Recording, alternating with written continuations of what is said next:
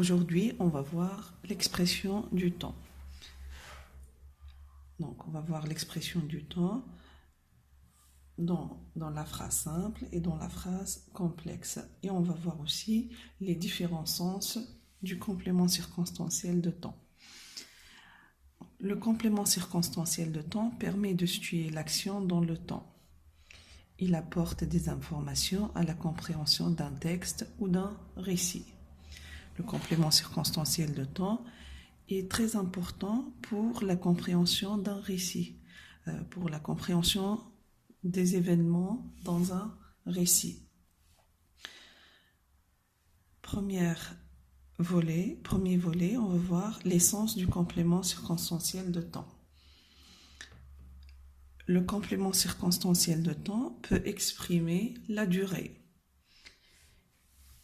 On va voir l'exemple. Il a plu pendant toute la journée. Donc, pendant toute la journée, c'est le complément circonstanciel de temps. Et ici, il exprime une action qui dure dans le temps. Donc, pendant toute la journée. Donc, pour exprimer une action qui dure dans le temps, on peut utiliser pendant, on peut utiliser depuis, tout au long. Donc, ce sont les expressions qui permettent d'exprimer la durée. Deuxième sens, donc le complément circonstanciel de temps situe l'action à un moment précis. Exemple, à midi, je mange à la cantine. Donc, c'est un moment précis, à midi, le soir, en 1990, en 2003, etc. Donc, pour exprimer un moment précis, donc on emploie un instant comme à midi, le soir, le matin, ou une date en 1990, en 2003, en 2005, etc. Le complément circonstanciel de temps marque aussi la répétition ou l'habitude. Donc c'est une action qui se répète tous les jours, tous les ans. Exemple, il fait du sport tous les jours. Donc pour exprimer l'habitude, on peut faire tous les jours, tous les ans, etc.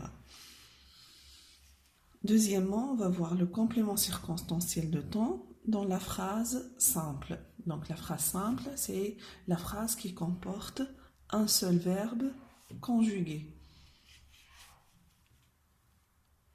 Donc dans le tableau, on va voir des exemples, les phrases et la classe grammaticale du complément circonstanciel de temps.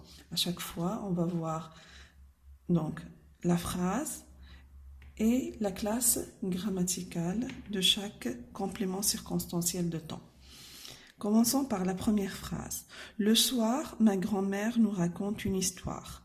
Donc le complément circonstanciel de temps dans cette phrase, c'est le soir. Donc la classe grammaticale, c'est un groupe nominal. Donc ici, le soir, donc sa classe grammaticale, c'est un groupe nominal. Un groupe nominal qui se compose d'un déterminant et d'un nom, le soir.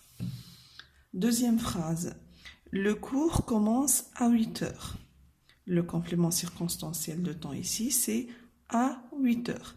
Donc, à 8 heures commence par une préposition qui est à, plus un groupe nominal, 8 heures. Groupe nominal, donc la classe grammaticale de ce complément circonstanciel de temps, c'est un groupe nominal introduit par une préposition.